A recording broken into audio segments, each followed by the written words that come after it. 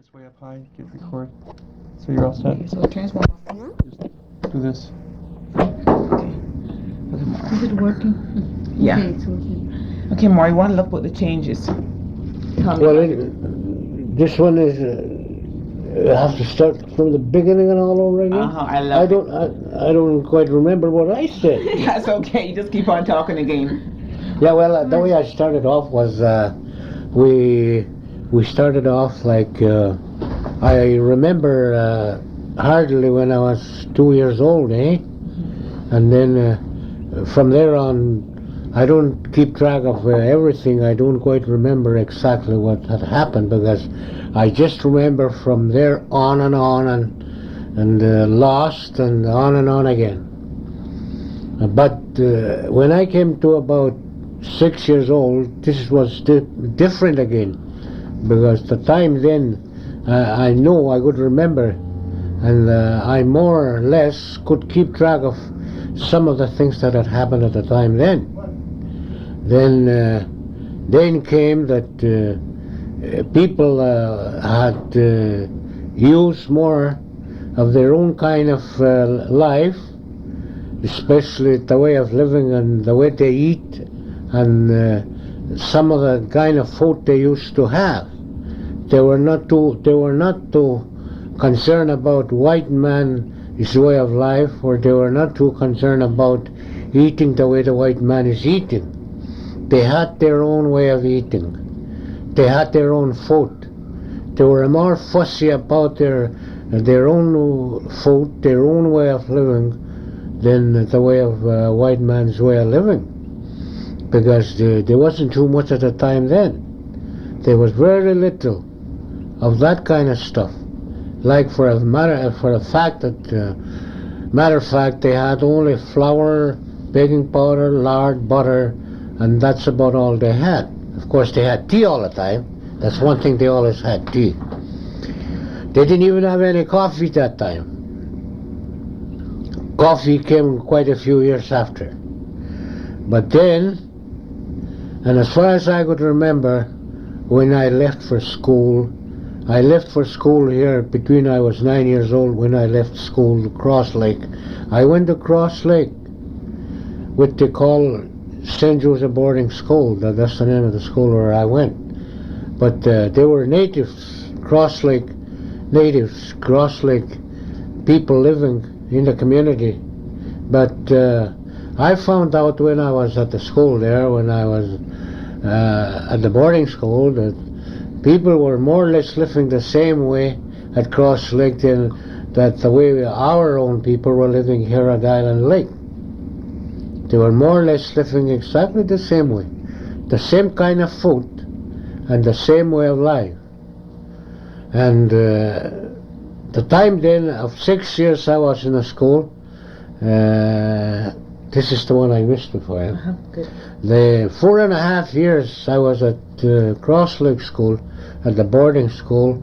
One night in February, late in February, that was around 23rd, I think, if I remember right. I don't remember very well. On the 23rd of February, 1929, when the school was on fire during the night, about 3 o'clock in the morning, we got woke up and there was a fire. So we were living on the 4th floor on the dormitory, and we took a fire escape, and we slid down from the fire escape to the bottom floor, and most of us were outside then. We slid down the outside through the fire escape. And then, matter of fact, when I turned around about 30 feet away from the building, from the school, I turned around. Well, I just took a slide down on the fire escape. The fire was already there. The fire was coming out from the windows. If I was at least 1 minute late, I could. So that's what happened. Then I took these 4.5 years I took for St. Joseph School, St. Boarding School, and then after the school burned down, we were there for about a week, a little better than a week. Then the brother from Norway House came and picked us up and took us to Norway House. The Sisters of Charity were good enough to take us to their school. Of course, this was under the permission of the Indian Affairs branch. And they agreed that we could come to Norway House, so that's why Brother went and got us, and he brought us to Norway House, and the sisters looked after us there at Norway House. All those from Island Lake, all those from God's Lake, children. The children from Island Lake, the children from God's Lake, these are the ones that were brought to Norway House after the school burned down to complete the year's school, because there was no way we could get back home, because there was no planes, nothing, there was just no way that we could get back home, even if we wanted to go back home. That's why the sister took us at Norway House. Okay, how did you get from here to the Norway House to By canoe. cross lake? By canoe. We used to be taken from here with the freighters. We used to go with the freighters, canoe freighters, from here to Norway House, and then from Norway House there used to be some people from Norway House, men from Norway House, taking us by canoe to Cross Lake. How long did it take you to get from Island Lake to Norway House? How long did it take? How many days? Sometimes it took us 4 or 5 nights. Sometimes we were on the road for a whole week on account of the weather. Yeah. Oh, it was miserable. Run out of food sometimes. You did, eh? If the weather had kept us on the stallers away on the road for 1 or 2 nights in one place, it's raining and raining and the weather is bad, and sometimes we had to stall up for 1, 2, 3 nights in one place. Then we'd be eating at the same time. Yeah. We'd run out of grub. One time we didn't eat for a day and a half. Yeah, because there was no food around. No food around, and we didn't meet no freighters. Yeah. Well, the only chance we used to have is when we meet the freighters. Then we would borrow some food from the other freighters. They used to give us some grub, Yeah. All the time we used to run out of grub. We never had enough grub. Maybe you guys ate too much. Well, at the same time, there was quite a few children. Yeah. You know how children eat, Yeah. Roughly how many kids went on the freighter? Well, there was not the same number every year. Yeah. There was more going, and some were not going, and some got sick, and they didn't go back, and some new ones go, and like we were about an average of about sometimes 7, 8, 10 people, sometimes 12, sometimes more. Yeah. Well, but we kept it pretty near an average of 10 people all the time, 10 pupils all the time. And then we didn't go in one canoe. We were all over the place. Some of us went 2 there, two in one canoe, and 1 there, and 3 there, and there's many canoes going. That's what I wanted to find out. Yeah. Yeah. Like my brother used to take us there. He used to go freighting. He used to be a regular freighter, and he used to take us every fall to take us go back to school. But he takes us as far as Norway House, and they drop us off at the RC Mission, and the RC Mission look after us from there. We eat at the mission there while we are there, and the priest that used to be there, Father, used to organize a team, 2 or 3, 4 canoes. Yeah. These are the people to take the children to Norway House, to Cross Lake School, from Norway House. But the Indian Affairs used to look after that. He used to supply grub for us and supply everything for these guys that are taking us to Cross Lake. What kind of food did you get on the freighters? Huh? What kind of food did you get on the freighters? No, we were not fed by the freighters. Father looks after that here. Father DeBoe or whoever was here. He goes to the store, the Hudson Bay store, to get some grub for us, for the children that are going out. Such as what?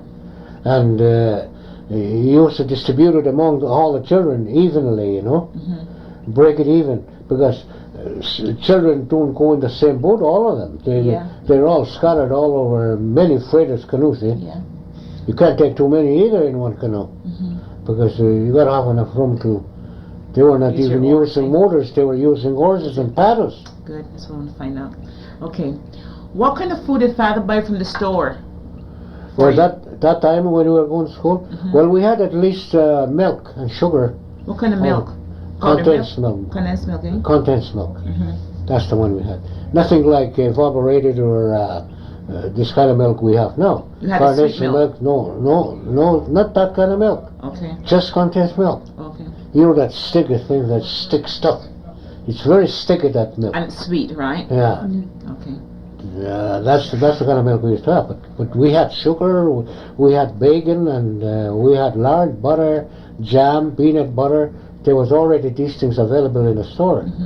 Father used to pick up the grub at the store, and he used to take every grub he could get a hold of, every kind of grub that he could supply for the children. Yeah. And this was all looked after by the Indian Affairs, of course. Yeah. It was everything is from Indian Affairs. Father bought the grub, but he had the permission from Indian Affairs to buy all the grub he needs for the children.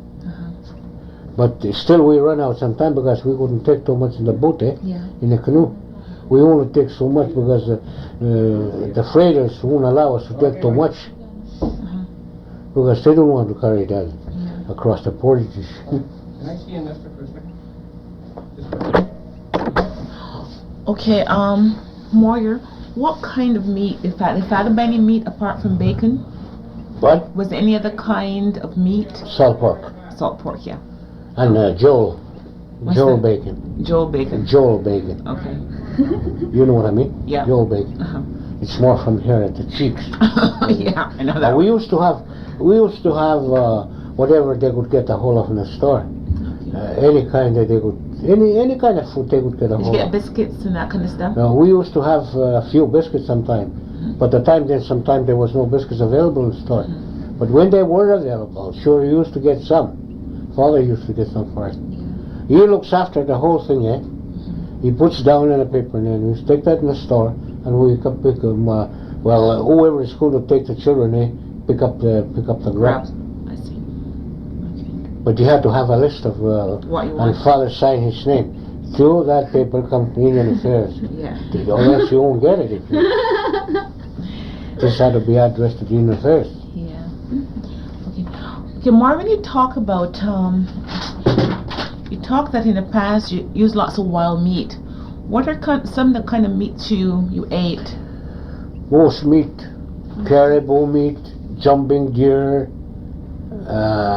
bear meat, chickens. You had chickens up here?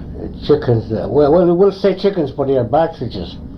Okay. And they're all chickens anyway. That's And true. the grouse is just another kind of chicken. Yeah. Prairie chickens, that's another different kind of chicken. The tomacons are the ones, the white ones. We used to have them here in wintertime, not in the summertime though. Yeah. They live further north in the summertime. All kinds of chickens, and we used to have ducks. You did? Yeah, the whole year round. We used to have ducks. If anybody wants, well, you had to go out hunting to do that. Yeah. And we mostly was rabbits and fish.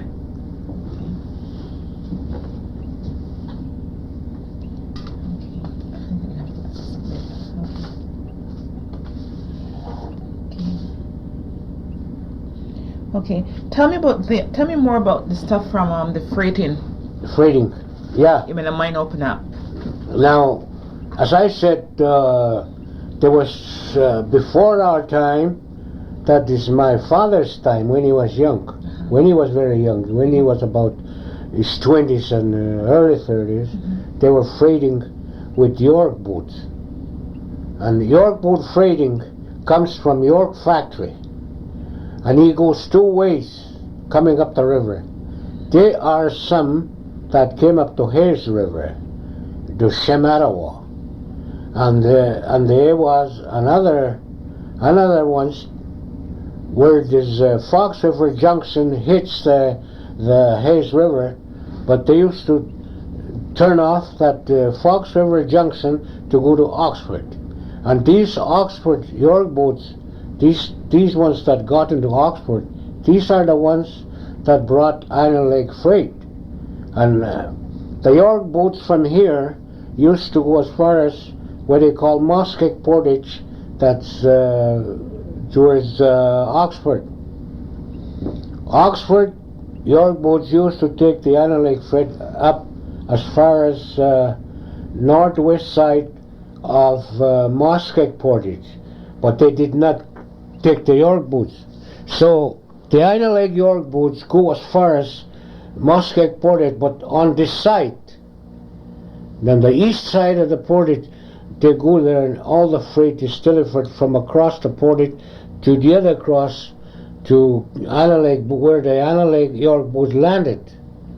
So New York boat used to go across these portages, not these Muskeg Portage.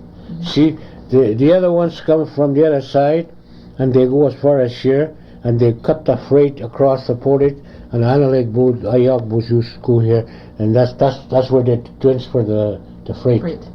And then Island Lake York boats used to come from Muskeg Portage. They go as far as Muskeg Portage, and they deliver the freight back to Island Lake. They used to make sometime 2 trips a summer. They start pretty early, around the end of June, and they go as far as Muskeg Portage, and they deliver back the freight to Island Lake and go back again and make the second trip. By the time they come back on their second trip, it's very late in the fall. It's in October already. Yeah. Because they don't travel too fast, eh? And then after they drop off the York boat freighting, then they decide to freight from Island Lake to Norway House. Then the freight came from Winnipeg. Before that, they didn't come from Winnipeg. They landed at the York factory with the big boat schooner to York factory, and that's where the freight was all dumped off. They make that trip only. That schooner, that big boat, came only once a year. That's enough to supply all the communities up north. Yeah. But then when they cut that off, they had the freight coming in from Winnipeg. Yeah. And then that's the time the canoe freighting started. The freight from Winnipeg was delivered by one of these boats from that used to go across Lake Winnipeg. They used to call that an old freen. That's the one that was carrying the freight from Winnipeg, from Selkirk to Warren's Landing, and they had a smaller boat at Warren's Landing, transfer the freight from the big boat from Wolverine to Galway. Galway they used to call that thing. And that Galway goes only as far as Warren's Landing, and they transfer the boat from Wolverine to Galway, and then this Galway goes to Norway House to Jackfish River, and to deliver the freight to Norway House. And that freight that was picked up, Island Lake freight used to come there, God's Lake freight used to come, Oxford freight used to come there, and that was looked after by the Hudson Bay, where they used to call the fort. They had the fort, the Hudson Bay. It's still, some of it is still there, some of these buildings are still there. Maybe they just keep them for souvenir. And but in my time, when I was a kid, there was a fence, all buildings all around, just a fort. It was a big one too, and that's where all the freight used to go. Yeah. Island Lake freight and God's Snares and Oxford. And then from here, people used to go by canoeing. They freight all summer. Everybody that wants to come here. Independent traders, there was quite a few independent traders. They used to freight their stuff in from that Winnipeg, from the big boat, and then to Norway House, and they used to have warehouses there too. And then they freight from Norway House to Island Lake. They had freighters here, and they had their stores here. How did you pay when you wanted stuff from the fort, the Hudson Bay Fort? How did you pay for it? To pay freight? How did you get food from the Hudson Bay store? At At the the fort. base At the fort. Well, there's a store there. Okay, did you have to take skins? What did you use for money? How do you exchange your stuff? Well, the Island Lakers used to have, they used to get some part of their wages to buy grub from there for their grub stake to work with. They get an order from the Hudson Bay at Island Lake, and they put that voucher at the Hudson Bay store at Norway House, and the voucher, how much money they got there, they know how much money they got. They buy their supplies, their grub stake to come back home with on the freight, and they get the rest of their pay after they get here. But otherwise, people used to have cash a little bit, eh? What they have on their own, like if they want to buy something at Norway House to get stuff cheaper, well, they buy it over there. They get a little bit of cash, a little bit here and there, but there wasn't too much cash around. Otherwise, the Hudson Bay didn't work on cash on anything. They were trading. Trade. Good. Just a trade, yeah. They like even if a guy had the big time of catching fur in winter time, he sell all his fur after he pay all his credit, his grub stake for the year, and the grub that he had to go out in the bush with at the camp. Well, when he comes back at the end of the year, he brings in so much fur. He's got some money coming. He's got a good credit coming. Yeah, he's got money coming. He won't get cash. Maybe $10. That's about all. And just a little bit. And then the rest of it, what he wants to do, or he wants to spend that all during the whole summer, get some supplies once in a while through his credit in the store, or else sometimes they did that all right. If a guy wants to go to another house, he takes an order, the Hudson Bay makes a voucher, and he takes that to another house, and he goes and spends it at another house. But at another house, you would get cash or anything pretty near all the time, as far as I remember. Like these vouchers were good for cash too at Norway House, but this had to be trade from the Hudson Bay Company, which Hudson Bay Company he collects that over there. Whatever he collects, he sends it back and charges it to Hudson Bay Island Lake Store. L7 they used to call that. Charges to L7. If you get a credit from Island Lake, if you use a voucher over there, which was given to you from Island Lake, well, you could take cash or you take up that to buy stuff with. But this thing had to go back. They'll give you an envelope with what you had, and you'll get charged for it when you get back here. I see. That's the way they used to work it. Okay, how did the independent traders work? Did they give you money, or did you trade also? Well, they had their own store over there. They had someone always over there that looks after these kind of things. They work it out pretty well the same way as Hudson Bay, but only they had to have a man posted over there in order to do that kind of stuff while they are freighting only, not outside of the freighting season. The only thing they do that, but that's the only way they would do it, because these guys will have to have some grub, coming back from Norway House. When they started to use motors, after the motors came out, after the motors, outboard motors. When did you get those? What time, remember? About the first motor I seen, it was a 1926. That's the first outboard motor. How much horsepower? 2.5 horsepower L2. It doesn't sound like the way they sound now. It sounds like put. That's the way they sound. It's a funny thing, the way they sound, these things. Put, that's the one they used to put all. Were they very expensive to buy? Well, they were not that expensive, not nowadays. Yeah. You could almost get anything like, that's the way they used to work it before, It's not like the prices we are paying now. Holy smokes, that motor was only $150. The first guy that bought an outboard motor. Who bought the first? James Lonefoot. Where was he from? He bought it from Jack Hart. Jack Hart used to work for Mr. Watts, an independent trader. He was a man that was working for that guy, so he had a motor. So he sold his motor to James Lonefoot at $160. Was it a good motor? It was a good motor. It was a very good motor. This is only 2.5 horsepower, they used to call it, but I bet you that thing was about 6 to 7 horsepower. It had more power than these ones you see now. Even if it was only 2.5. It's slow turning, Give it time to get the power, and that's the way the motors and the engine was working long ago. They made it more slower but more powerful. That's what. But I don't want to start telling you all about this kind of stuff. Okay. I don't want to teach you to be a mechanic. Okay, tell me about the Island Lake mine for the tractor trains.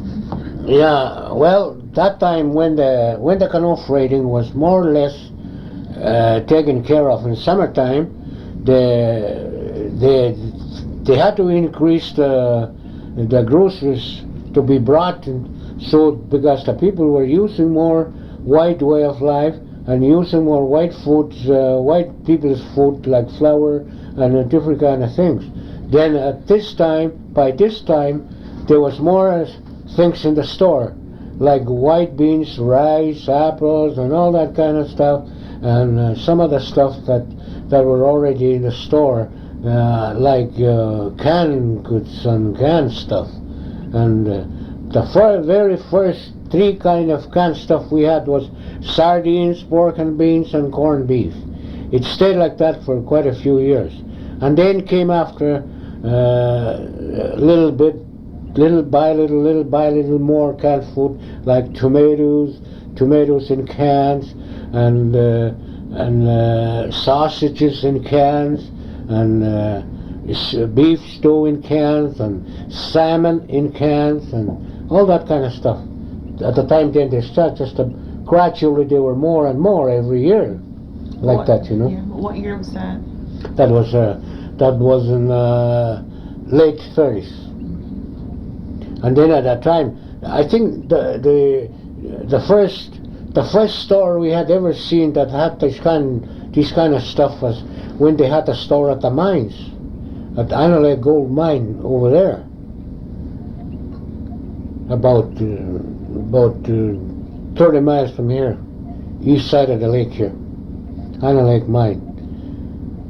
And then that's the time after the mine was put up, after they put up the mill, and the same year 1934, when the 1934, that winter 1934 and 35, that was the first tractor trains they ever had.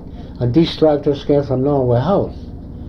The tractors were brought in by the big boat into Norway House from Winnipeg, and they landed them at Norway House alongside of the fort. They have organized into a small machinery station there, and that's where they get their tractors. And then they were ready to go for freight in Principal's office. like Epot. And they were ready to freight in wintertime after they had their tractors sitting at Norway House during that fall when they came in from Winnipeg. Will I keep on talking? What bad news? Kevin? You was none of that? So then, when this freighting That's all right. was established during the winter, they used to come from Norway House and go to Island That's Lake, all right. come to Island Lake. Hudson Bay Freight, the freight and all the stuff that's supposed to go to the mines and other various places. And That's it, Cheryl, okay? everybody had their stuff from Norway House. Okay, bye. Tractor freighting. The mission, this RC mission here had their stuff. That's where there's the first big church they built. That's where where the stuff came in through by Norway House Freight. These tractor freighting. That the first church they built, row things and all the building material that came from Norway House, jib rock sheets and all these kind of. There was no plywood that time yet, but there was jib rocks and the masonite and all that kind of stuff. It was brought in through the tractor freight for the mission here. The time they built the first big church, not that one. There was another one before that. Yeah. It was smaller than this one, but it was pretty big though. Yeah. So and then from there on, after that, the tractor, when they went back in the spring, when they were through freighting, the big society here bought some of these tractors because they had to have tractors for their own work too, to work at the mines, to do the work around the wood hauling and all that kind of stuff, because this mill was run by the steam engines. It was run by the steam engines. So the elevator was operated by the steam engine. So they were using wood to produce steam for the mine. And well, after that, when the mine shut down after 3 years, this was around 1937, when they shut it down, then they kept on freighting. But there was another outfit that came to do the freighting, tractor freighting. This was High Johnson, they call him. And then came the Icelanders. They came from Red Lake. They came from Ontario to come and work here during winter time. They were freighting also. Then that's the time the groceries and this kind of supply had to come in. Lots of it. There was lots of it that came, lots of freight. So, and that's the time shortly after 1946, 1947, 1948, that's the time family allowance came out, after the war. So, that's the time they really started to change the way of living. The kids, they didn't want to eat their own people's food too much. They want to go more white man's food, white man's way of living. Like now, but this was increasing and increasing every year up to the date we have, and since quite a while now we have chips and all kind of that stuff. And we never had that before. Kids never ate. Some of the children are trying to live just straight on chips right now. That's not funny. That's true. Because I have hit some of my own family's children that they just want chips. That's what they won't go without chips. It's terrible the way it is now. So, and this is how things had happened. What else you want to know? Maybe I forgot a few things. Okay. Covered everything. You got everything on? Yeah? Okay. Okay, Moyer. The first question here is, how do you know what year you were born in? When I was born? 19... I was... something is mixed up there, but they booked me in for 1917. I was born 1916. And I started to get my old age with the 1917's birth to up to 60, 66, 65, Because I lost 1 year according to my dad's book. Your dad book showed 1917, eh? 1916. 1916. And but into the Indian Affairs registration and all that, I'm booked in for 1917, 15 of September. And also 1916, the date of my birth is right. 15 of September 1916, the way my father put it. But the white man put it on for 17 and September the 15th, 1917. So I lost 1 year. I'm still working on that thing. I'm going to get my money for 1 year yet. No, I'm not fooling. I'm going to get it too, if I live that long. Okay, as a kid growing up, Moyer, what kind of games did you play? Well, Games like with each other. football, baseball, and the Indian softball. An Indian way of softball. They don't play it the same way now. Tell me about it. You got 6 in a group, Okay, just to make you understand what it is. If you're 6 in a group, okay, you drew a stick. Who's going to have to bat first? Which group? Which side? Well, you hold up to the last end and you turn it around 3 times. Well, if you don't drop it, well, you're going to hold the bat the first. You're going to be the ones with the bat first. Your group. Now the first one, okay. No, I made a mistake. I went too fast. Before you start a game, you put your first base, your second base, your third base, and then your home base. But you got, how many of you are? 6. Now you'll have to have 5. 5 other bases. It sticks about 10 feet apart. 1, 2, 3, 4, 5. And the first one is the pitcher that always take the first bat. Okay. 3 times you throw the ball. If you miss the ball, if you catch the ball, you're out. Or else you hit the ball and you run and they pick up the ball and throw the ball at you. If you touch the ball, if the ball touches you, then you're out. or they run after you and touch you with a ball. Then you're out. Now, when you come to 4 people out there, the 4 people and 5 out, only one left. There's only one left. Takaskichige. They used to say that. Kaskichige. And that's just the last one that's left, that's not dead yet, that's not out yet. It's the one to safeties. As many as he could. He takes a bat. If he hit lucky enough to hit the ball in the right place, he goes and take his bat like that. If he hit that stick, touch the stick, the first one, 1, 2, 3, 4, 5.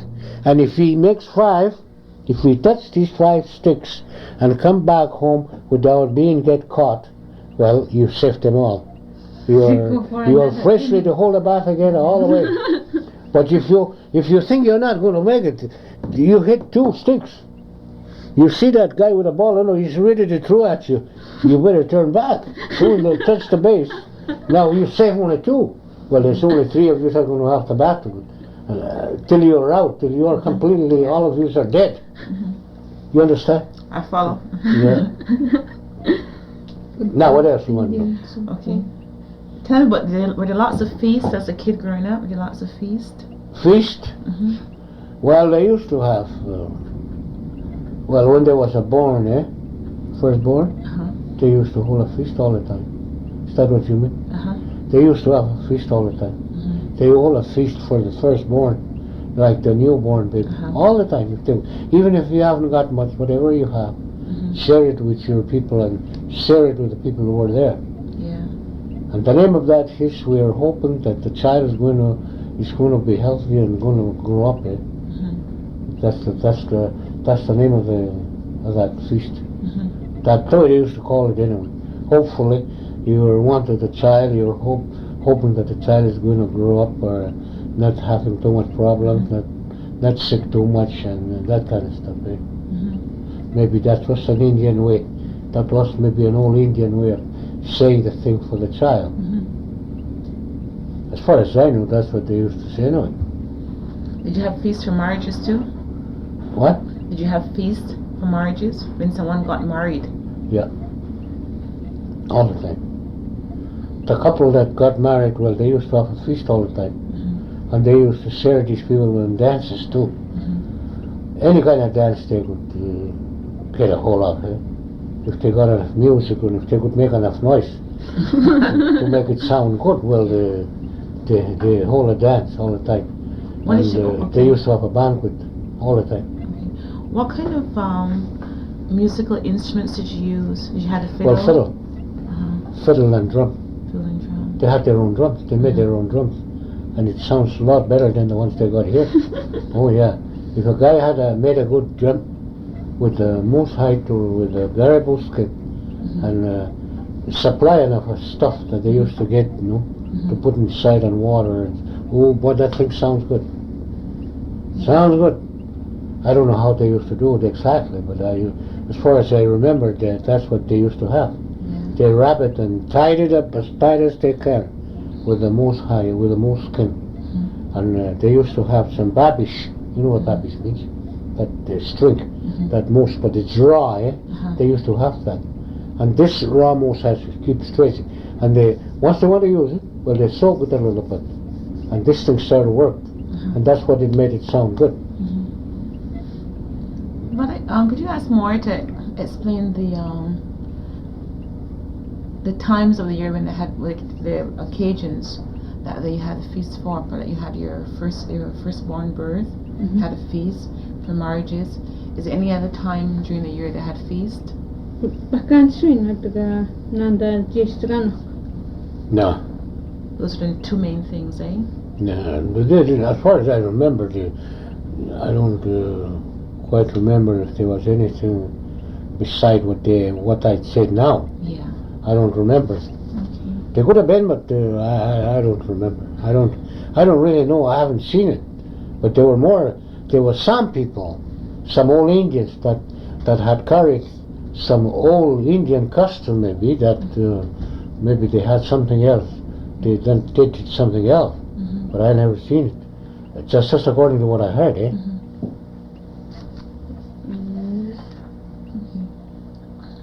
You want more? Do you know the names of the month? How did you say the names of the month with your dad? Well, I don't remember right. I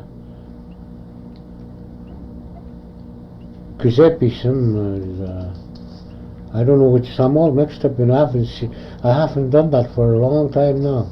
I used to know them all. Kizebism, Pawanjaganas, Nikibism. Well, of course I know the name, but I couldn't follow and keep track of what's like January, February, March, April. I wouldn't do that. What did you say? What did you say? Well, this is what I say. I don't keep track of it. I forgot which one comes in first. I think Zeki's comes in first. Pawanjaganas, Nikibism. And Nikibism, that's Nikibism is March, and Anigibism is April, and Upanawaubism is May. Upahobism is June. Upahobism is July. Now this one, August. I forgot the name of that one. No, I don't forget that, but I don't know which is the one that comes in first. Okay.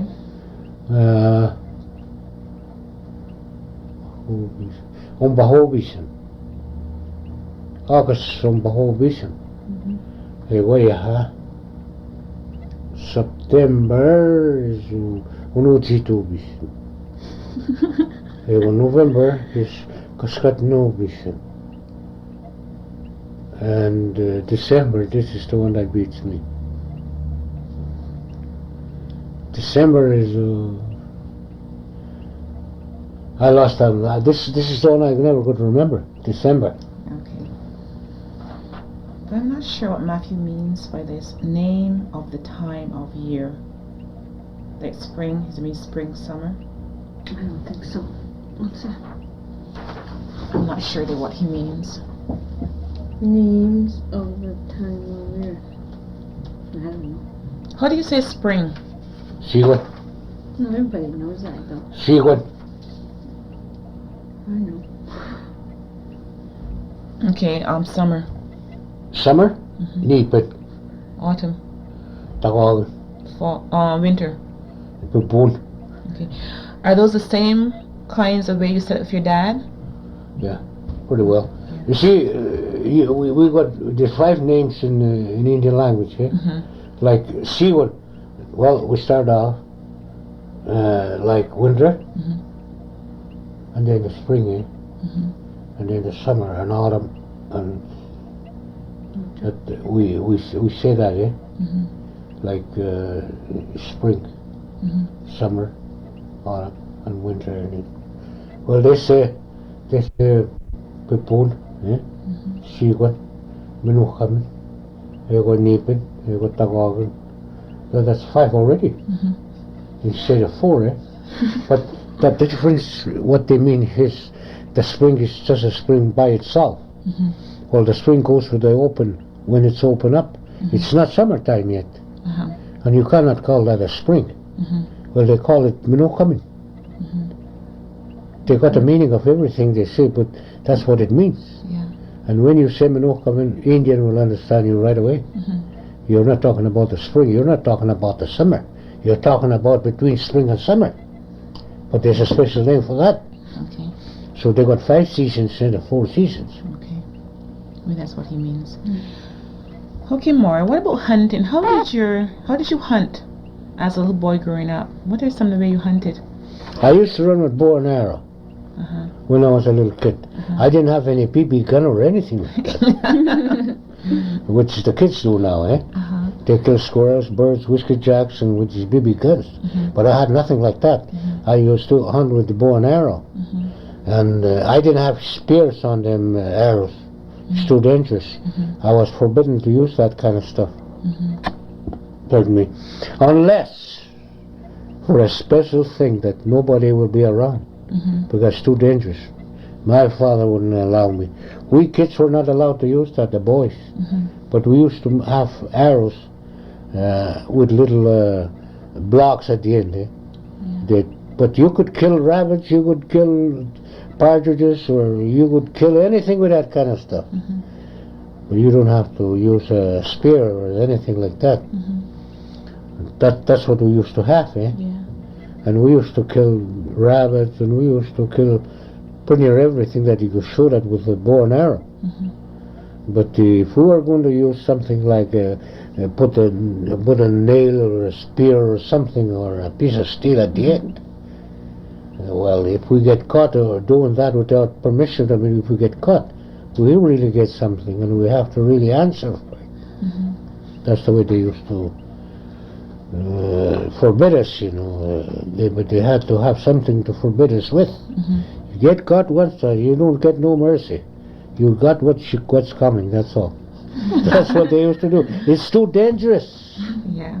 It's just like the one that shot the other guy with a 22 here, eh? At Sand Lake 3 years ago. If he had bow and arrow, he wouldn't have been like that, eh? But he took the gun and they were playing cowboys after they were shooting chickens and partridges. But maybe one of the boys forgot to pump the shell out of the gun. So let's play cowboys. And there's bang! Here's a good shot, good cowboy. But he put it right there. He put the bullet right there and he killed him right there.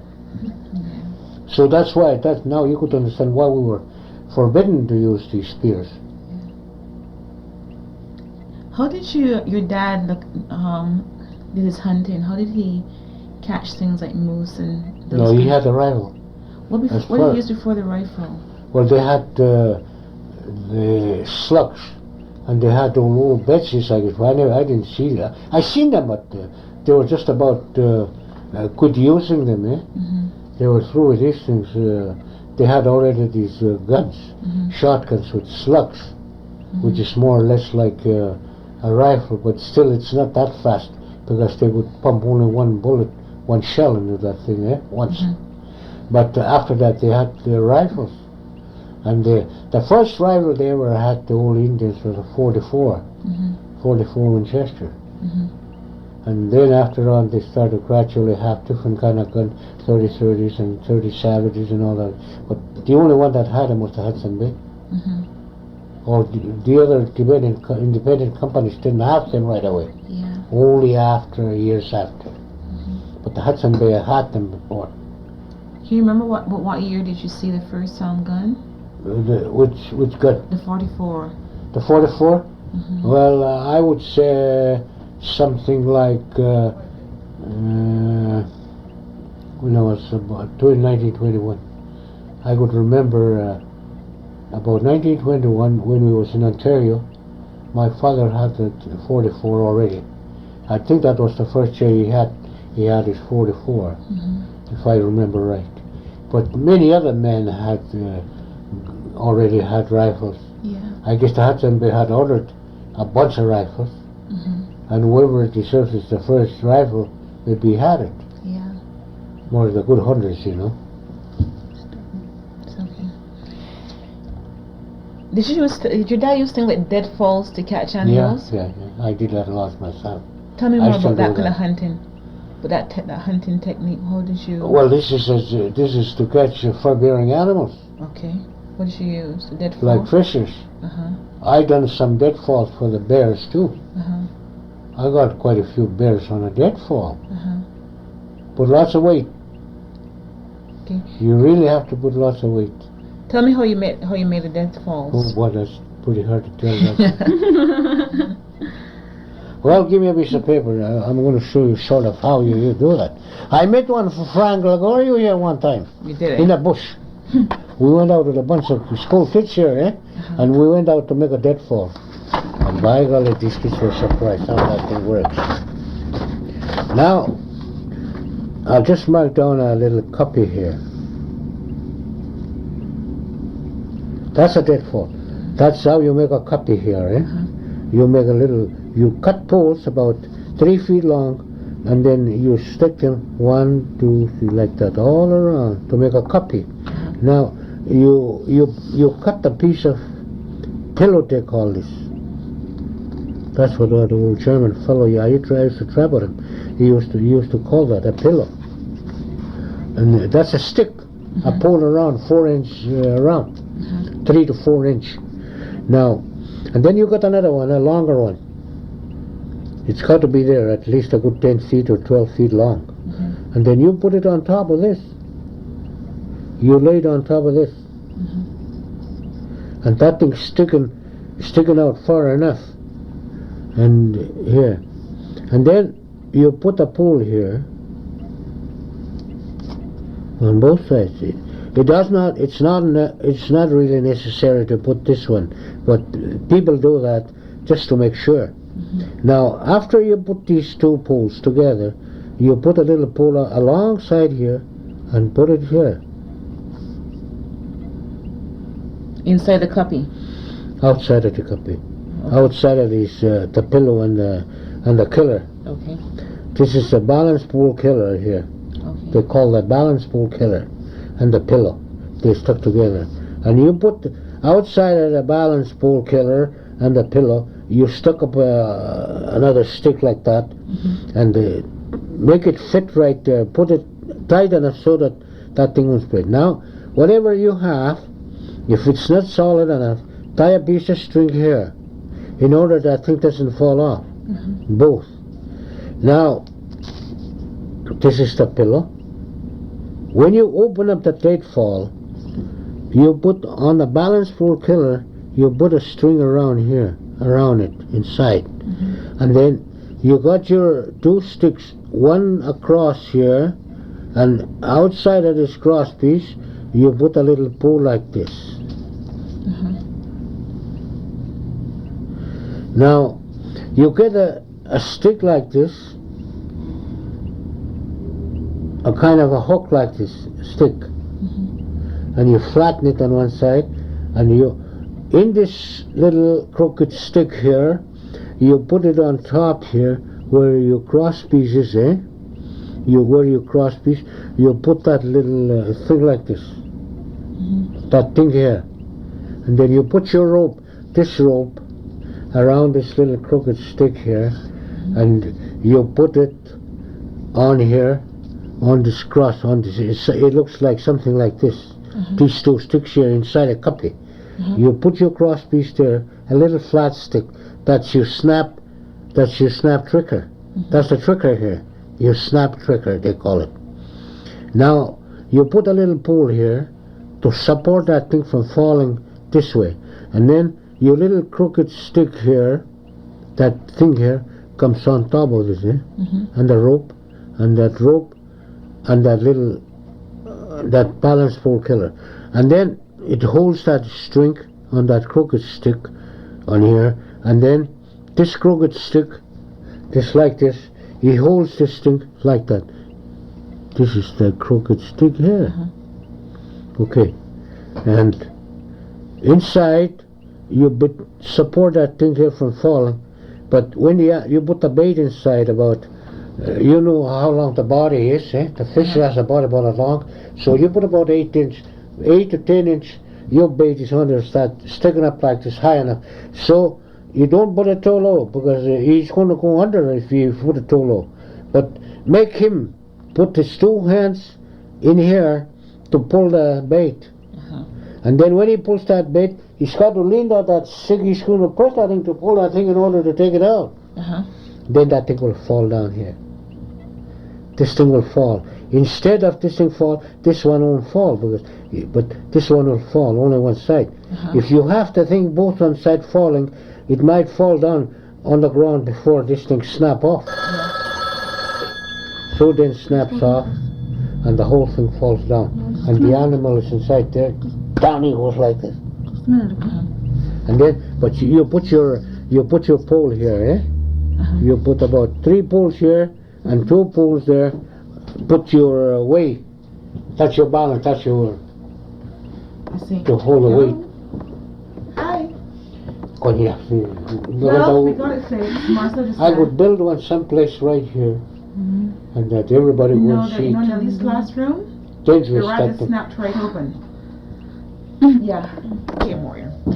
The next thing I want to talk about is, okay, are there any other way you use the deadfalls, anything else you use to catch fur-bearing animals? Well, this is a fisher deadfall, they call it, but Fish deadfall. it could be used for different animals too. Okay. Whoever eat flesh, yeah. Okay. All the animal that eat flesh, the deadfall here is good. Okay. Only you have to make it different sizes. If it's a link, well, you Good. got to make it a little bigger. You got to make it bigger than this one. If it's a marten, it's strictly for where you could make it. If it's a mink, well, you make it a little smaller. But catching the big animals like bears, you really have to build something there that's big enough. You know, the bear is a big animal, but you have to make it big enough so that the bear will go inside. Yeah. But it's a deadfall. But you make all these triples different way though. You can't put this. Some do that, but they got to make it big and much more opening than so the bear could go inside. You need a large opening. But it doesn't work as good as the one you make specially for the bear. The bear deadfall. You have to make special ones for each kind of animal. Really. Yeah. More, how long would it take you to make a deadfall for a fisher? It takes me sometime 20 minutes. Well, that's not rushing, you know. But I used to do that in about 15 minutes. When you were younger. Yeah. When I had, you know, there's another way too, you know, than making the fisher deadfall, especially for fishing. But it's got to be only for fishing, because other animals won't go in.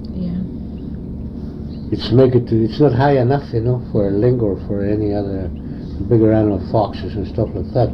But a fisher has sort of he's low, and he's got a long body, and he stands low, and you would make a special kind of deadfall, a faster way and a quicker way for a fisher.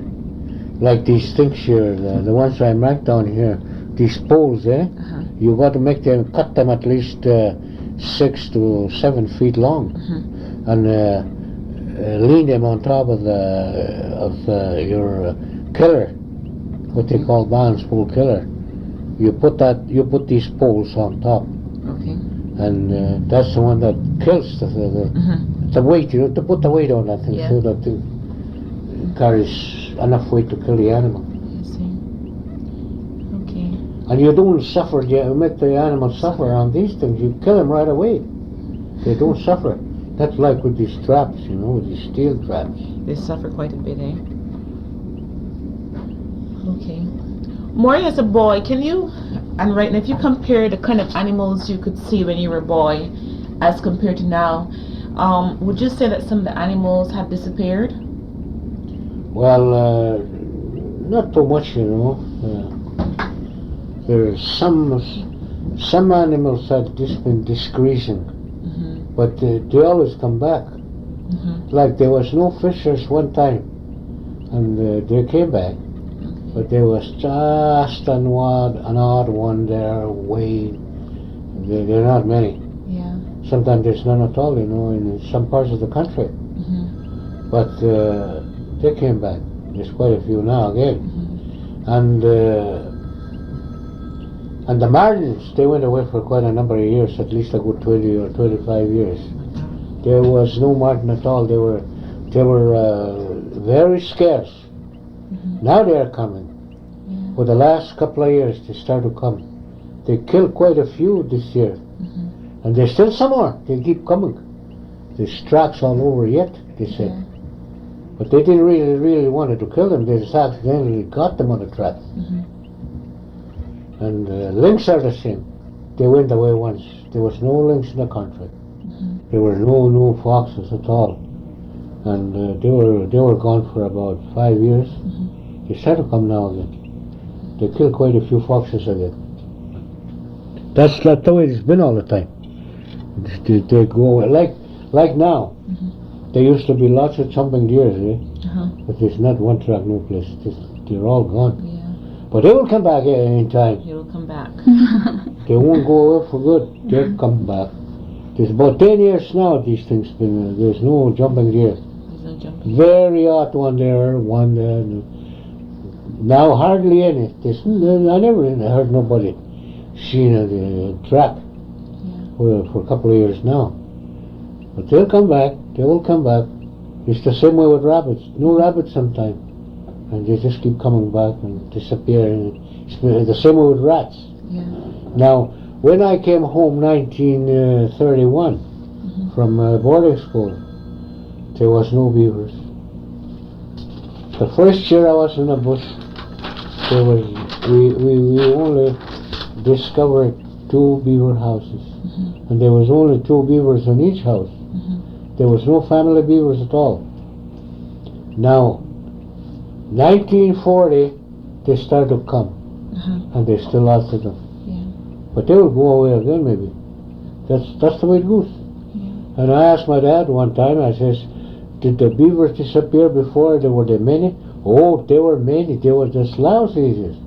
All of a sudden, they just disappeared. They just gradually went away. No more beavers in the country. It's not that they were killed off. Yeah. They just disappeared, that's all. But they came back, he says, came back. Everything is like that. Yeah. More about fishing. How did you? Wouldn't you use? Okay. For fishing, how did you catch fish as a boy? Did you have nets and all that stuff? Well, they already had nets, but not these kind of nets they have now. What kind were They had linen nets and cotton nets, but now it's all nylon, eh? There's no cotton nets anymore, there's no linen nets anymore, except nylons. That's the difference between the nets. They had nets already when I was, as far as I remember. Was anything different about the nets and between the nylon nets and the cotton nets? Oh, yeah, Were the different. sizes different or? Well, it depends on what size you want. Long ago, they never had any factory-made nets. They had received them on spools, you know, the thread, and they make their own. Good. My mother used to make nets, lots of them. She used to work for Hudson Bay, making nets. Well, Hudson Bay used to have a lot of nets, eh? They used to keep nets in the store, and my mother used to make them. Not only her, but people used to make them. Well, one of them was my mother. And they used to mend nets. They keep repairing nets, mend them, patch them up, and then linen nets and cotton nets. But now you can't do that with nylon. No, you can't, because it's pretty hard to tie these things together. Unless you use a match and burn that and melt that thing. But you can't do that. Nobody has time to do that. It takes too long to do that. That's a slow job. You'll be there all summer if you want to mend one net. But they do that in a few hours with these cotton nets and linen nets. Because you would tie them as easy as you tie up a piece of string. So they used to repair nets.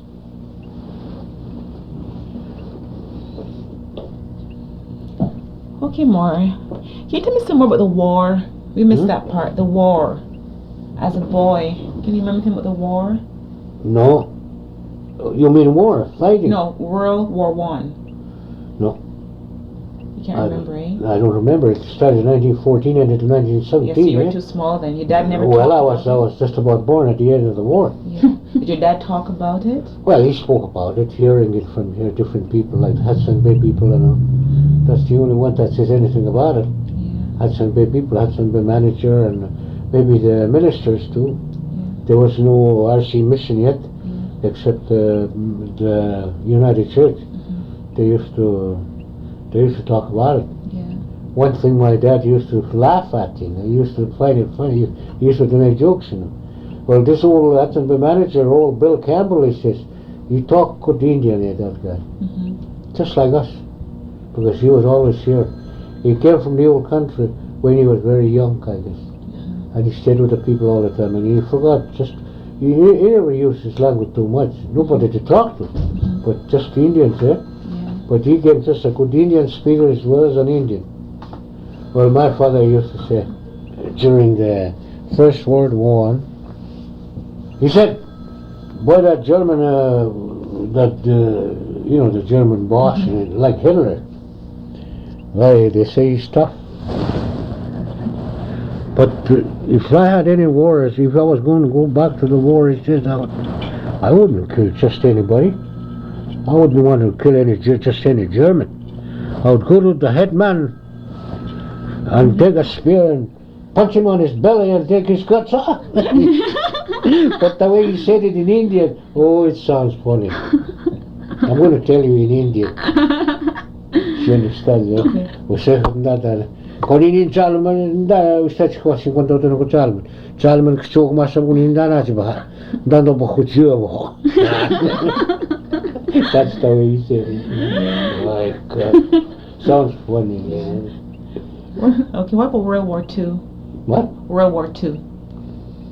World War II. Yeah. You were a boy. You were. Oh yeah, I was asked to go, but I didn't want to go. Who asked you? Doctor. Oh, these people, Indian Affairs, and some other guys that were. Well, there's lots of people already, eh? It doesn't like that first war, but the second war, there were lots of people trying to convince people to go to the army, but I didn't want to go. I said, I got enough wars around here without going overseas. I said.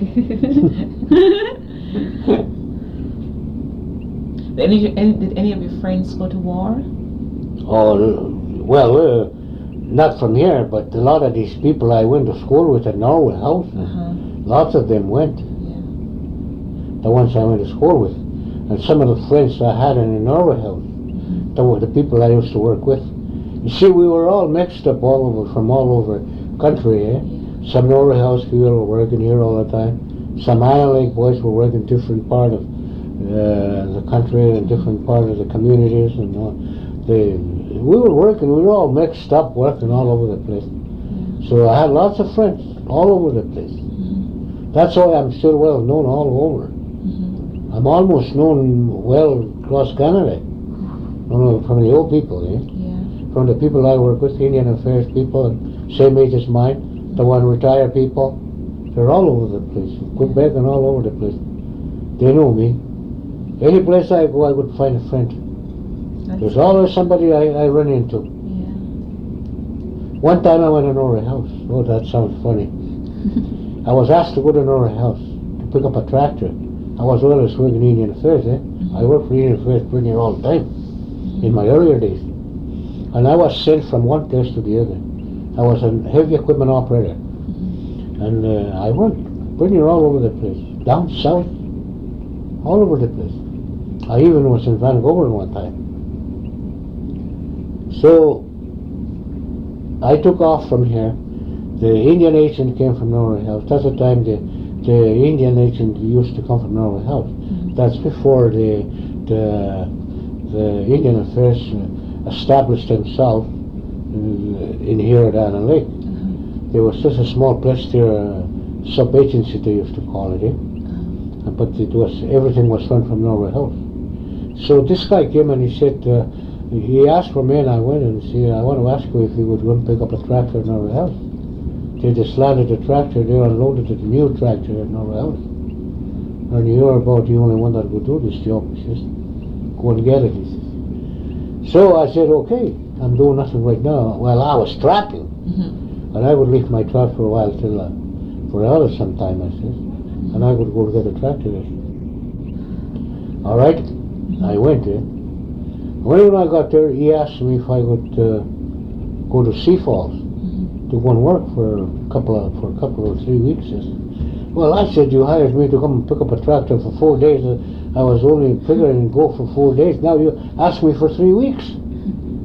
Well, I think I already agreed for the hire, I said, that I was hired. There's not much I could do about it. If you need me over there, well, I'll go, I said. So, all right, he says, I'll take you a place where you're going to stay. He says, where you're going to be, where you're going to be boarding till the time you go to the Sea Falls. So this was on a weekend. It was on Friday.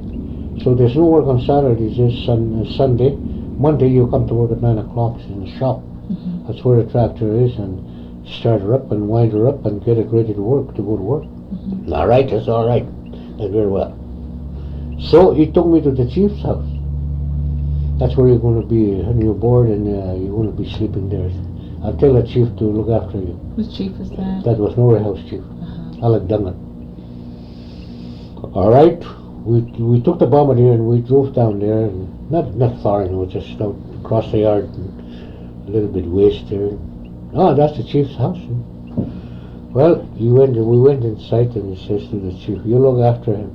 You know the guy anyway. Oh yes, Alec Dungan says, I know him. Well, feed him good and tell us how much you charge after he gets out of here. After he goes play other places. We're gonna bring a caboose in here, a trailer, for him to live in, he says.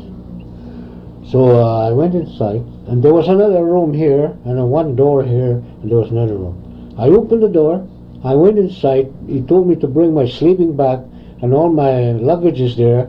That's gonna be your room, he says. But it was a big room, eh? It was just one big room, and there was tables all over. It was more or less a dining room or living room. Yeah. So I see about 4 guys there sitting on the table, around the table, playing cards. Why this guy stood up?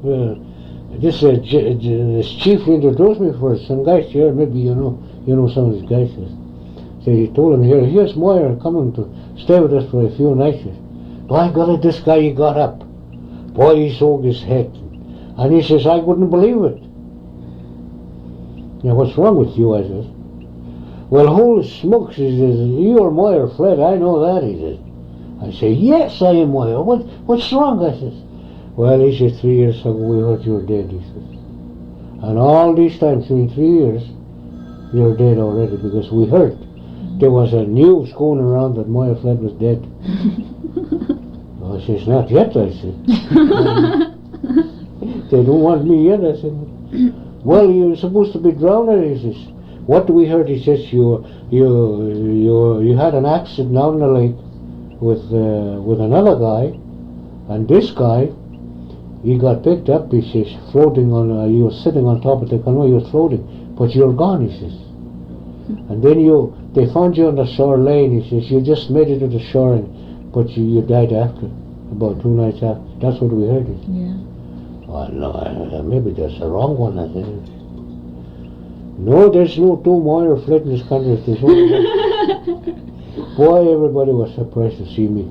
Yeah. And then, the following, just next year, I come back from Saskatchewan after I work over there for the summer, and I came back in the fall. I met some guys from Cross Lake. These are my better friends than Norway House. One of the Tom Hamilton is the name of the guy. I met him and he shook hands. I can't believe it, he said. I just can't believe it. But it's got to be you, he says. And what's wrong? I said. Well, I said, we heard about 3 years ago you're drowned. You're dead. Well, see how story would go around sometime, but I was never dead.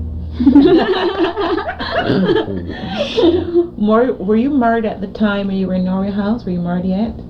Where? Were you married when you were in Norway House working on the tractor? With the tractor? Oh, yeah. You were married?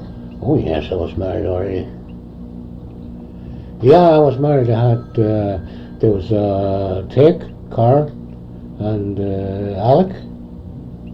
I had already, but I lost one. I lost one boy, my oldest boy. I had we had 4 children already at that time. Yeah. But we had only 3. That was one died. My oldest boy died. Yeah, I was married already.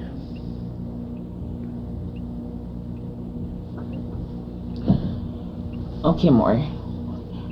Moyer, can you tell me the bravest thing you have ever heard about or you've done? Something really brave that you've done or heard about. Well, I'll tell you one thing. Nobody believes that. One time, I was just about ready to go out spring trapping. And this is one of my harvesting days of the year. If I don't go there, I'm going to no harvesting. This is a day they call harvesting, Yeah. Spring trapping and the fall trapping to go out, that's your harvesting. If you don't pick up the money there, or else you're not going to have what you need. Yeah. That's the time you really could make money, and that's the time you could really pile up money for your family and whatever you got to be there. That's all there is to it. Yeah. And the trap line is not here. It's way far. I have to go across the country.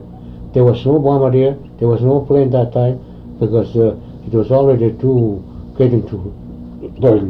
It was getting too late in spring, and I had to go. Yeah. But why I was caught here at St. Theresa because the software came too soon. And then I had to take my family to Canyon Lake. That's where I was going to leave the family. And but I made it to Canyon Lake with the dogs. I made a few trips and I made it. But after that, it was no good. There was no snow more. There was no more snow left. And then I had to walk from there with the backside. And then the first day I got there at Canyon Lake, I chopped my foot. Right here. Boy, lots of blood. 3 basin fulls on the basin. 3 times they filled that up. They couldn't stop the blood. Boy, I just about lost all the blood, eh? But I didn't feel bad. And finally they stopped it. Finally they stopped it. And I sat down there and I sat down. And then the next day I went out with 2 sticks, eh? I went out with 2 sticks. Just like a cane, but just sticks. I did pretty good.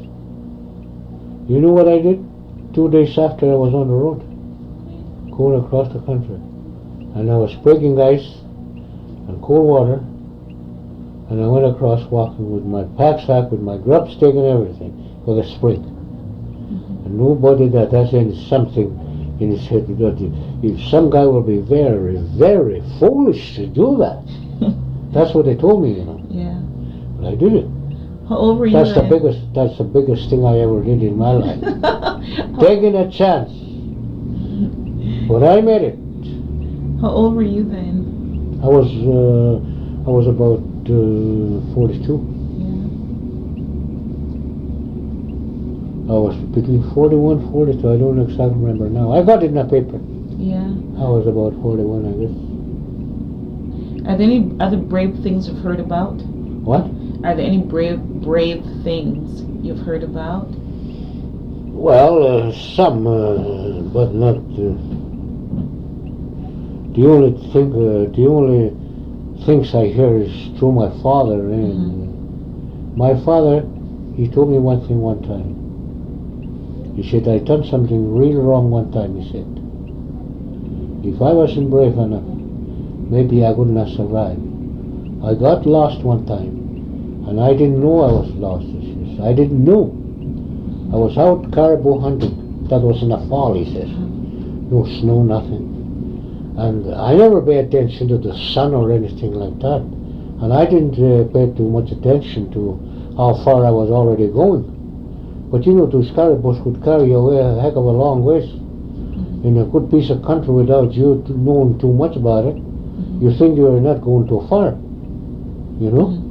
And sometimes when you're too anxious for what you follow, like moose or anything, you don't keep track of how much time you're putting on the road, on a trail.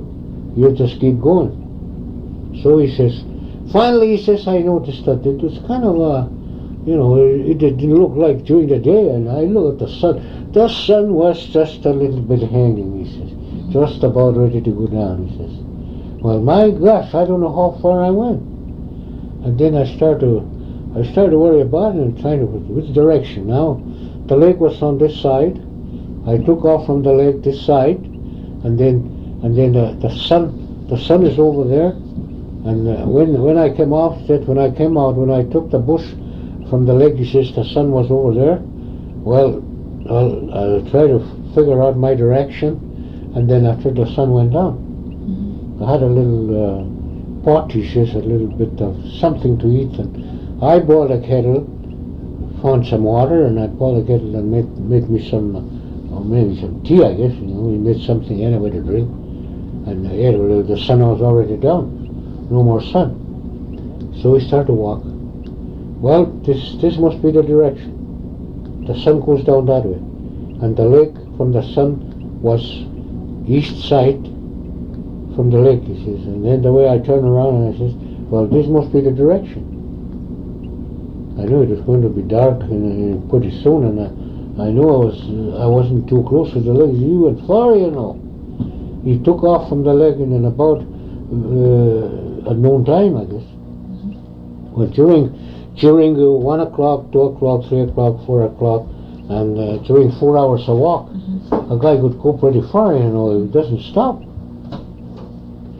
So he says that, I guess I started worrying, there's something wrong someplace.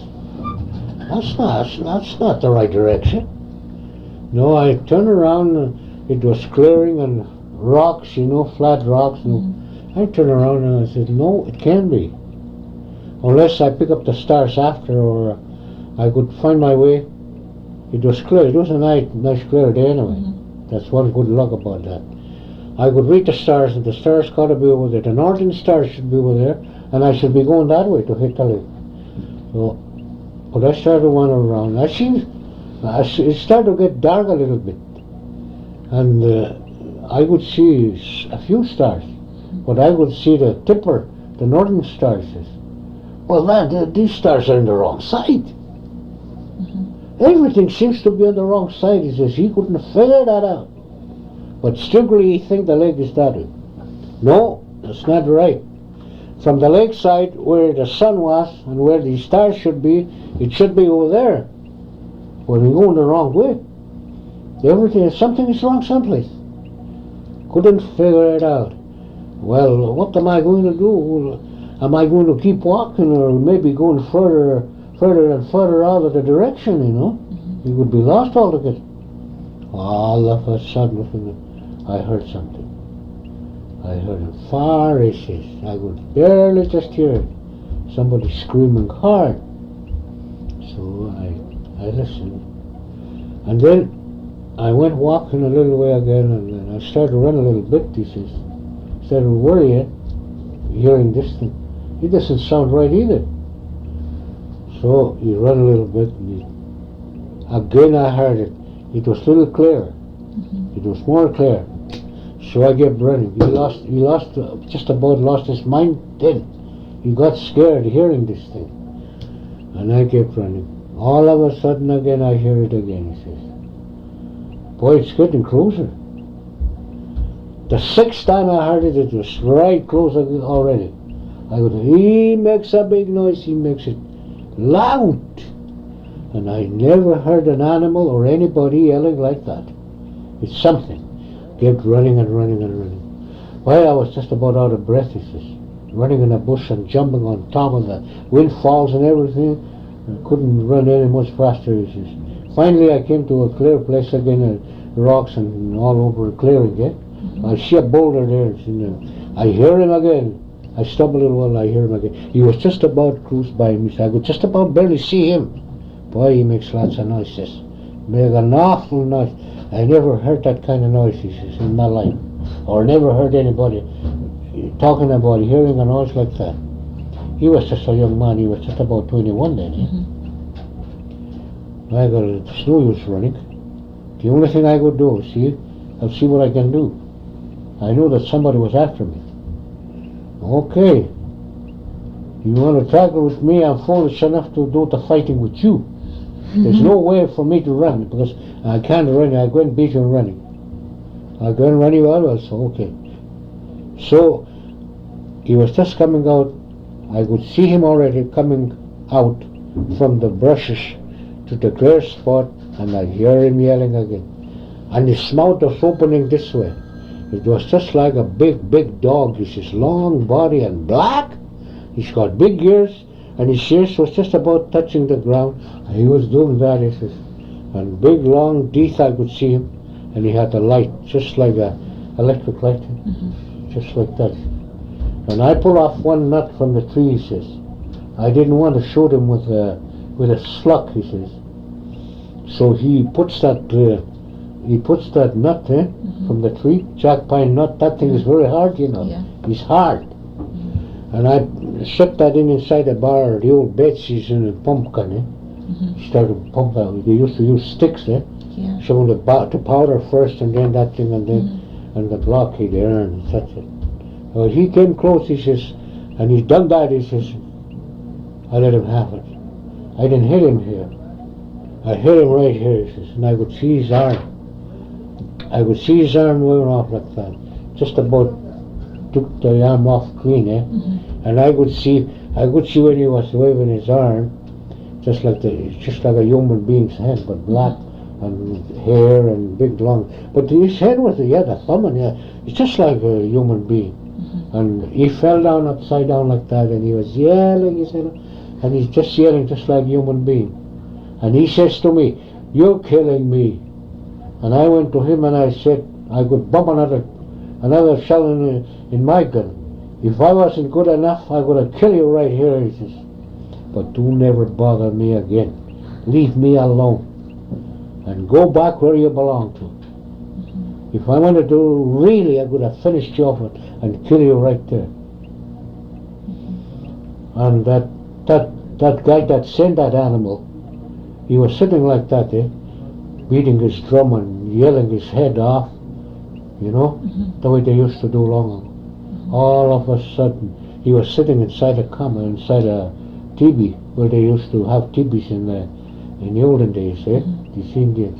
All of a sudden, this man, he was yelling his head off, singing, praising his spirit, the great spirit and all that, beating his snake on his neck. He just done that all of a sudden, yelling, and he said, "He's killing me, he's killing," and they could see him, his blood was running out of his arm. That man, not that man over there, that's the man he was shooting. And that man was sending that animal, using that animal, that spirit, to go and destroy my father. But my father wasn't that easy go. He told him, "Don't bother me again, because next time I'll kill you." And that man lost his arm. He had only arm after that. But he was alive. But he never bothered my father again. Well, that's one story that my father told me. And why he told me that? Why did my father tell me that? He had to force himself to tell me this thing. It's not unhealthy part. I was sick one time. I was sick, real sick, and my arm was just about as big as this, swelled up, and I always felt like somebody shot me here. And when I was laying there, I told my father, I told him how I feel. So he forgot about this thing. And then my old great uncle, old Peter Moyer, old Sam's father, you know that old Samuel was old man? His father, that was my father's brother-in-law, because his sister were married, That old man said, "Did you ever done something real wrong, or did you ever not do anything? You got anything to worry about? You got anything that you hide, or have you anything in your chest?" Why, because my dad said, "I don't remember, You got to try and remember, or else you're going to have a bad luck." All of a sudden, my father remembered that when he shot that animal. It's not the animal. He shot that man. Yeah. Well, that Peter Moyer was the name of that guy. They used to call bare feet. Sasagan is it. Well, he said, "That's it. Might as well tell the whole story now. Tell exactly what happened. Because I know I got you last night. I was dreaming about last night. You had done something wrong. You had done something wrong. You had done something wrong to somebody." But he told me exactly what it was all about, and my father started to remember. And then my father just told all the story. And then he says, "That's not all. After I left him there, and I would see blood all over, he says, I would see blood all over. And I turned around, I got to see the northern stars, not where I seen them before, opposite direction. And then I took that star and I started to run. And every time I go at least about 100 yards, he says, I run about 100 yards, I see a small star, a light about that big, over there. And I get following that star. And I seen it every time I run about 1,000 or 2,000 yards. I seen that little light, a little star, right there. And I get following that little star. But I was going opposite direction where I figured I was going before. That was the wrong direction. That was the other direction. All of a sudden, I don't see it. And then I run, and all of a sudden I see the rocks there. Here's the lake. And I blow my fingers like this. He shot twice but no answer. He shot twice, took 2 shots, to call he was with his father that time. Yeah. Jessup. They used to call my old great grandfather Jessup. He took 2 shots. The old man didn't hear it. But when he blew his hand, then he heard it. Instead of a gun, he heard his hand blow in his hands, blow in his fingers. And I know how to use that blow myself. And it's not just anybody that'll do that. But I would do that myself. I would still do that. You could hear my whistle a long, long ways. But you're not going to hear nobody's whistle. Not that long, not that way. The way you would hear my whistle. But I would have to have a reason to make you hear that. That's part of the old people's, I don't say I live like Billy Jack, but pretty darn close though. I know all his angles and I know these things too. If I want to talk to you about these things, today, all these things, I'd be sitting here all night. I have all the time. That's one story that's that what you mean? Is that what you want to know? Yeah. Well, that's one story my father told me. That's one of the legends, eh? Yeah, that's one of the legends. And it's not a lie. That's the truth. That's true. And when old Peter told him, Sasagas bare feet, that when he told my father, if you don't tell the story, if you don't tell it right, if you don't admit, you're going to have a bad luck. That's all there is to it, he says. And it won't be long either, he says, because you've done something wrong. Well, how did it start? And then he had to tell how that thing started. Why this man got mad at it. Well, those old Indians, long ago, those old legends, it's not all baloney, It's, a lot of it is true. Because if anybody wants to do that, if anybody wants to work with this thing, it will work. But nobody wants that. We're all Christians. We take different kind of life. And we have different faith. Even though these are our people that had these things. There's a lot of things like that, There's a lot of things like that. And when I took off with that cut foot, I'm talking about, it's not just anybody that'll do that. You've got to be awful foolish to do that. But there's a reason why it worked. There is a reason why it worked. But I had to do it. And it's not just anybody that'll cut his foot and go on this kind of thing, go across the country like and people that seen it still talk about it. Yeah. A white man seen it too. A white man was the first one to see my foot. How the hell did you do that? Well, I chopped my foot just before I left. Did you come across the country with that foot cut up like? I said, yes. Well, I'm here, you see me. And the boys came about a week before I came here, he says, and they told you I was still at Canton Lake. That's right, he said, that's right. Why am I going to start the meal for me? Well, Okay, we can go all night. Got any more legends you want to tell us? they're too long. Come on, tell me some more. Well, I'm just going to say another one from my father. I'm going to try and make it short. There's Howard, my youngest brother, Neb. Of course, the baby when he was a baby, he died. Joe. That's our baby brother. That was the last one. He was a baby, but he died when he was about 1 year old. He was a baby. That's our baby brother. But next one is Neb, and next one is Howard, and there's Ken, and there's old Jonah. Getcha. You heard about that Getcha? Getcha, his name is. Well, all of us, when we was growing up and ready to work, like when we was 16, our father taught us. He tells us how to kill a moose, how to do this, how to do that. Well, he says, but there's one thing, he says. When I was first came, and when I was starting to be on my own, do my own hunting, do it alone. It's one thing you have to remember, he says. When you kill a cow moose, he says, when you want a cow moose, he told us what to do.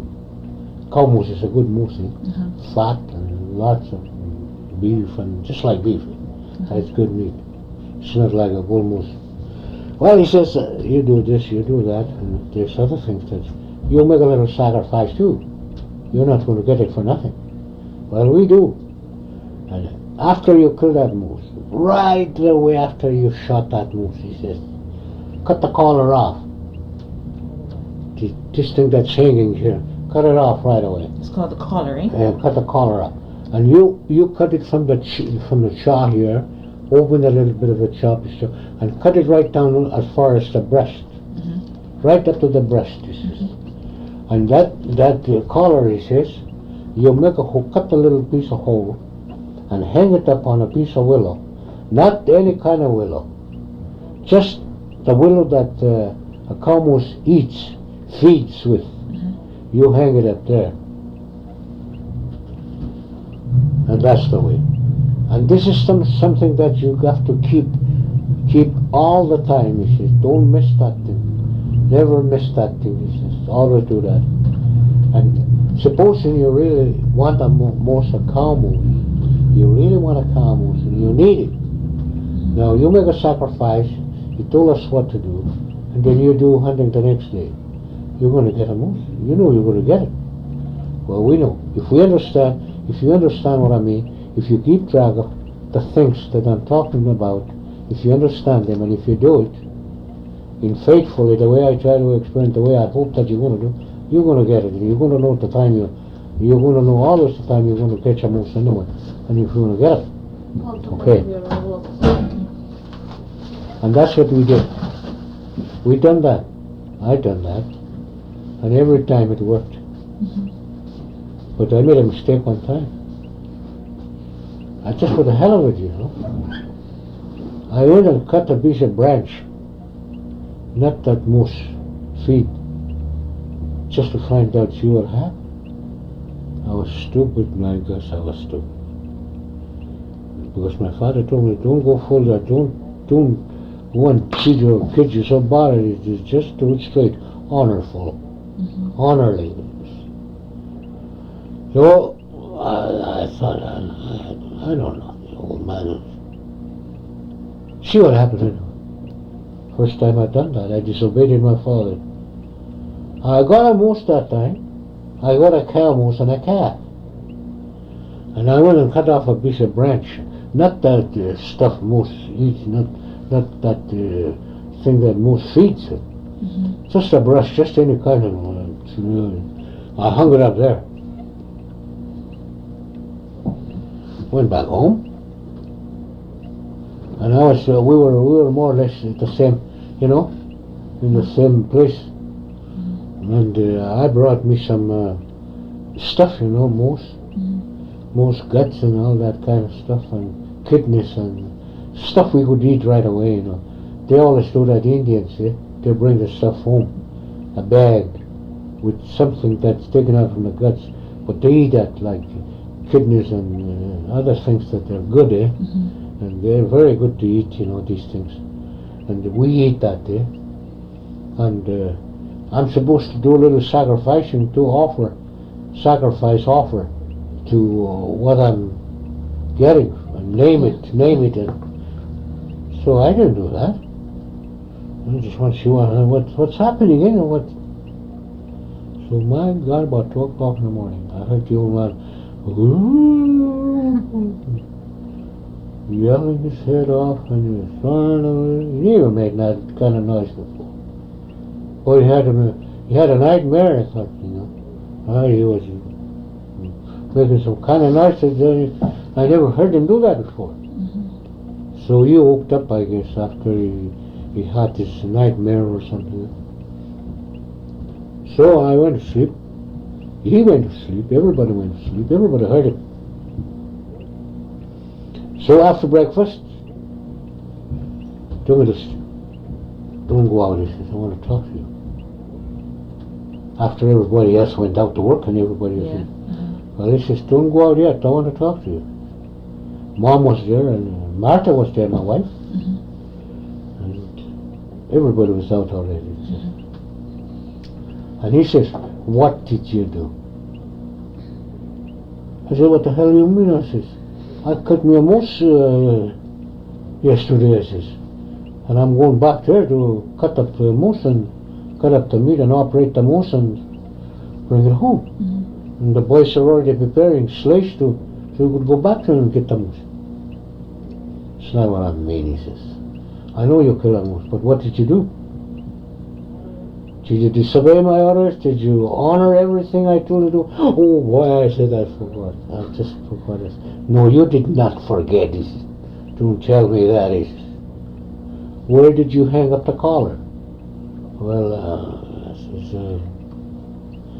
I hung to them on the brushes. Well, that's not a place where you really can. Boy, the old man really gave me hell. He knew exactly what I did. He knew exactly what I did. For 1 year, I never was able to kill a moose. I couldn't kill a moose. Every time I went after the moose, if I see him yell his head off and run away, never had time to shoot. For a whole year, never killed a moose. I was never even to get close to the moose. And I was a darn good hunter. I am still a good hunter. I could catch almost any time I want. When I used to be able to walk, eh? Well, that's my father. This is some story that's very true. He told me, yeah, I believe in God, he says. He told me one time. I believe in the religion, even the Bible. I believe in God. God doesn't forbid us to do everything what's right for us to do. We had our own religion, he says. Not everything is bad. And there's a lot of good things in our religion, in our Indian religion. But don't use your Indian religion just because you want to disobey God's religion. No. Honor God and believe in God, and that's what it is. God has created these things for us to use. And which way we use it, as long as we don't do it the wrong way. He told me that before, you know. There's a lot of good things that an old Indian way of doing things, he says.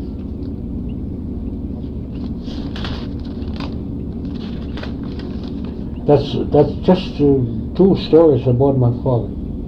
This is not a lie. That's true. Even my brother came to me at that time, eh? He was not there. Oh, Getcha, he came to me one time. He came to me very soon after. What? He says, you killed two moose, a cow and a calf. I said, yes. Just about 2 weeks ago. He came from St. Louis going to Candle Lake. We were at Candle Lake that time. But he was here that time, eh? My other brothers over there, but he was here. He was already, the first year he was a counselor. And he told me, he says, what did you do? Well, what do you mean? I thought you killed some moose. I said, I killed 2 moose. What's wrong with that? You didn't do something right. I know the old man been giving you hell, he says, for something. But there was no way that the old man could talk to him yet that time. I know you've done something wrong, he says. You've done something very wrong. I told him, I said, what's wrong with hanging up a piece of collar, a moose collar in the breast? That's all I did, I said. And everybody's making a big fuss out of it, calling me that I done something wrong and all that. Well, you got to believe in what you're asked to believe, he says. That's the part of it, he says.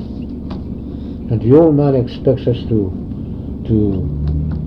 stay with his, he says, and there's a lot of good things that the old man tells us to do, and we want to keep it in order, and keep it in order, and keep it good. Do it right. Now, don't make the second mistake. And old Joe didn't know. Nobody ever told him, eh? But he knew about it already. That's how that old great spirit is.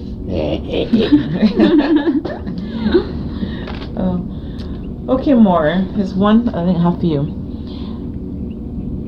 Yeah, but that's Okay, the one question has names of lakes, rivers, islands, and why they were called such names. I guess he means if Island Lake? What? No. Names of lakes. I guess the lakes in the area, rivers, and islands, and why they were called. Like, is there special areas that you have special names for? Yeah. Tell me about them. Why you want to explain that more? And this, well, I'll tell you first things. Like, for instance, we got Savage Island, eh? Mm-hmm. You know why they call it Savage Island? When that mine was there, eh? When they first worked at the mine. As I was telling you before, this machine and everything was run by steam. Mm-hmm. They used to get lots of wood to keep the steam going, eh?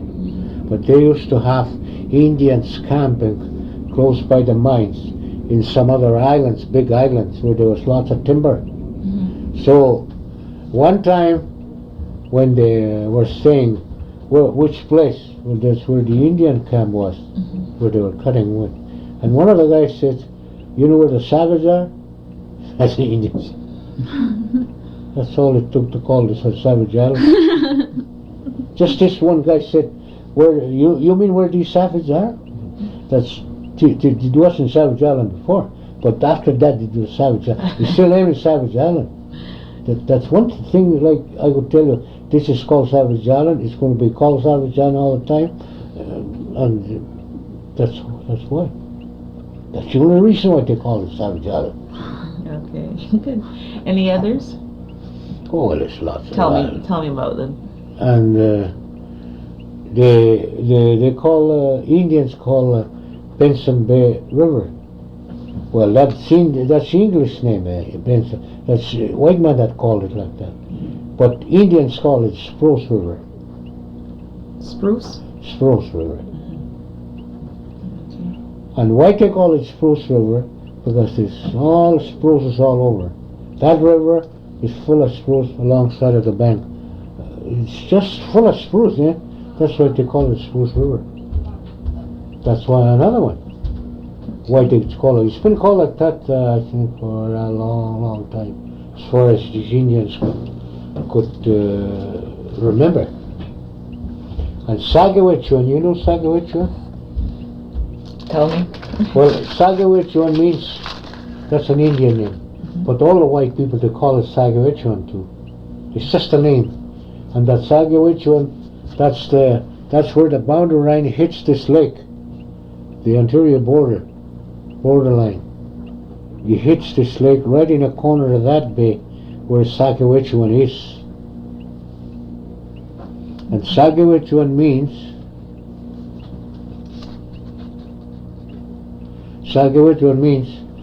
you could see these rabbits, you know, the white water from way far out from the lake, and you could see it just coming off from the bay there, from the river. That's what it means, Sagawechuan. You could see the white waters coming out from the river into the lake. That's what Sagawechuan means.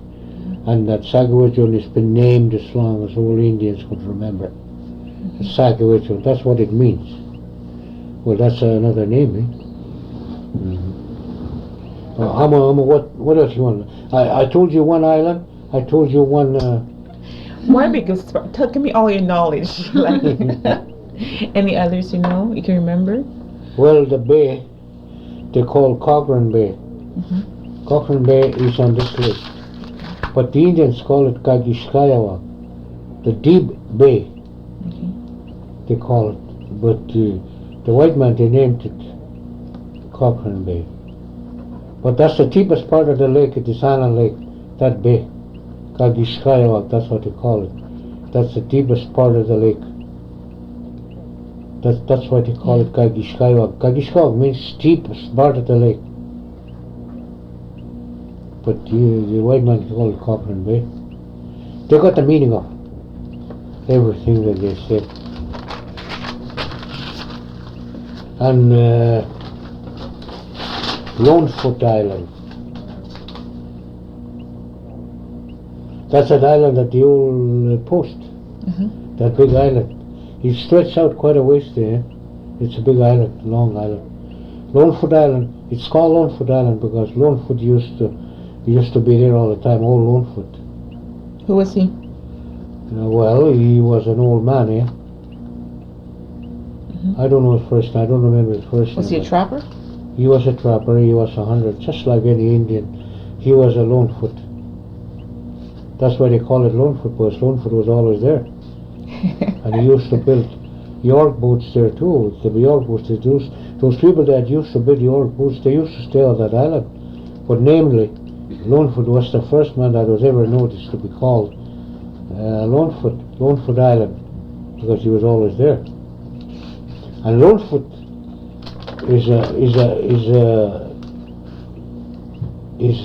that's his name, Indian too. Mangos. That's one old big person long ago that was his name all the way carried all his name. His name was Mangos. That means Lonefoot. Yes, lone, the foot. That's what they used to call him Mangos. And then the white man came and he said, Mangos. That's all the name he had there. He had no name. Well, they said, what's your name? Mangos. And this white man says, Mangos means alone. All right, you'll be Lonefoot. And then he was Lonefoot. There's still some Lonefoots in young generation too. It's from there, from that old man Lonefoot.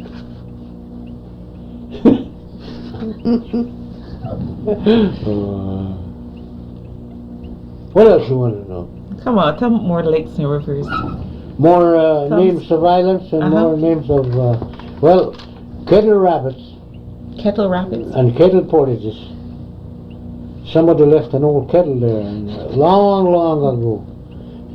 They found an old kettle there. So let's call it Kettle Rapids. Let's call it Kettle Portages. That's all it took, yeah? And it's still Kettle Portage, and it's still Kettle Rapids now. It'll be always like this. It's on this lake. It's on this lake. And here, this used to be called not St. Theresa. This community here. It used to be called Mariah Portage. You heard about that? Well, you know why? Somebody explain you why? Tell me. Well, they seen them. It was flooded, eh? This lake was flooded.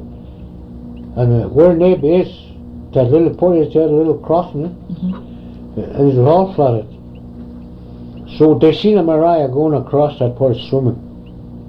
That's why they call it Mariah Portage. Because you went across there on the water, across. That's why they call it Mariah Portage.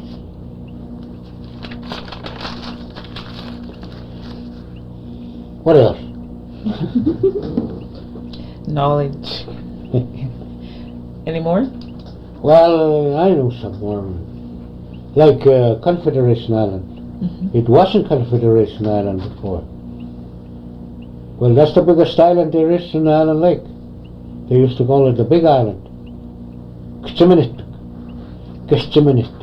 That's the way they call it. Well, not so long, after the white man came to look for gold, they were doing prospecting work. They didn't know the name of the island, so they call it Confederation Island. They named it Confederation Island. And it was written in a map all the time, Confederation Island. After that, it was only Kishiminitik before.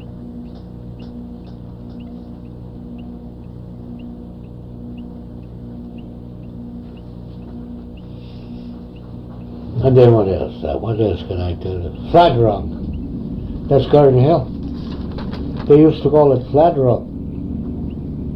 When they changed the name of St. Theresa from Mariah Portage, they also changed the name of Garden Hill. Garden Hill is a fresh name, it's a new name. They used to call that community Flat Rock. That's something you want to know? Why? Well, because you know what it's all about. Then you could tell the people, this is what it was called before, and this is not all the time Garden Hill, this is not all the time St. Theresa. It was strictly a name before. Okay, more. Why was it called Flat Rock? Yeah? Why was it called Flat Rock? Well, it's flat rock all over. Okay. There's nice flat rocks all over that area, on the shore. I'm sure, okay. It's just like a concrete work. It's so flat all over, the shore. Many places it's just a flat rock, just a Kamnopkak they used to call it. That means flat rock. That's why they used to call it. But it's been there a long time. I guess since the Indians never been at Island Lake.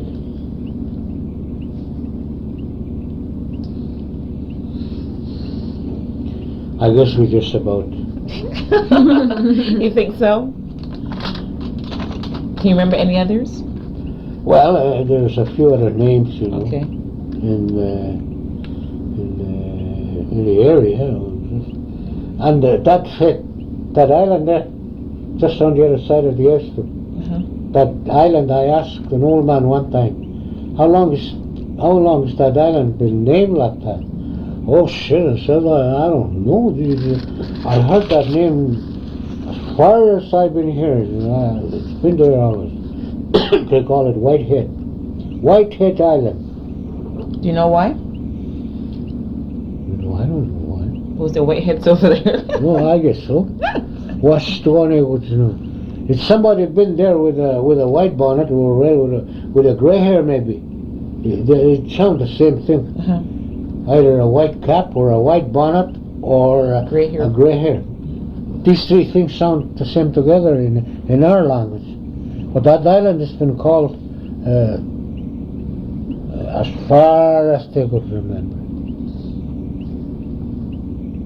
And then the other place there, about a mile north of that Whitehead Island, there's a little there's a small place there.